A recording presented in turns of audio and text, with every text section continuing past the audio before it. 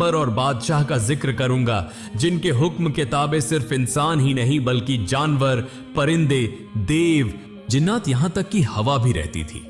जमीन के सबसे बड़े बादशाह और अल्लाह के पैगंबर हजरत सुलेमान अलैहिस्सलाम एक दिन अपने शाही तख्त पर बैठे हुए थे। उस समय मल्लिका बिल्किस वहां हाजिर हुई और बहुत ही अदब के साथ अर्ज करने लगी, ए अल्लाह के नबी हजरत सुलेमान अलैहिस्सलाम, आप अक्सर अपने इस उड़ने वाले तख्त के जरिए जमीन के एक कोने से दूसरे कोने तक सफर करते रहते हैं। अगर आप मुझे भी इस उड़ने वाले तख्त पर सवार करके इस दुनिया के अलग अलग मकामात और अल्लाह पाक की अजीबोगरीब मखलूकात का राज दिखा देते तो मेरी जिंदगी बरकत वाली हो जाती। मलिका बिल्किस की यह बात सुनकर हजरत सुलेमान अलैहिस्सलाम कुछ देर खामोश रहे और फिर फरमाया, अगर अल्लाह चाहे तो यकीनन आपकी यह तमन्ना पूरी हो जाएगी।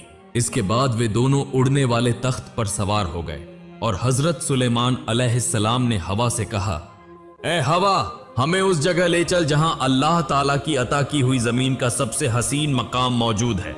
यह कहना था कि हवा ने उस उड़ते तख्त को उड़ाना शुरू किया। चलते चलते 7 समंदर पार कर ली। कुछ देर बाद उन्होंने देखा कि समंदर के बीच एक बहुत ही हसीन और जमील जजीरा मौजूद है। हजरत सुलेमान अलैहिस्सलाम के हुक्म से हवा ने वहीं उतार दिया। हजरत सुलेमान अलैहिस्सलाम और मलिका बिल्किस उस जजीरे की खूबसूरती देखने लगे। मलिका बिल्किस ने देखा कि वहां रंग बिरंगे परिंदे, बेशुमार नामालूम जानवर और हसीनो जमील मछलियां घूम फिर रही हैं। यह देखकर मलिका बिल्किस बोल उठी, ए मेरे परवरदिगार, ए अजीम अल्लाह, तेरी यह दुनिया कितनी हसीन है, हम तेरी किसी भी नेमत का इनकार नहीं कर सकते। यह बात खत्म भी नहीं हुई थी कि हजरत सुलेमान अलैहिस्सलाम ने देखा कि उनके सिरों के ऊपर से कुछ पंखों वाले घोड़े बड़ी तेजी से उड़ते हुए गुजर रहे हैं। उनकी खूबसूरती और दिलकश शक्ल देखकर हजरत सुलेमान अलैहिस्सलाम को बहुत अच्छा लगा।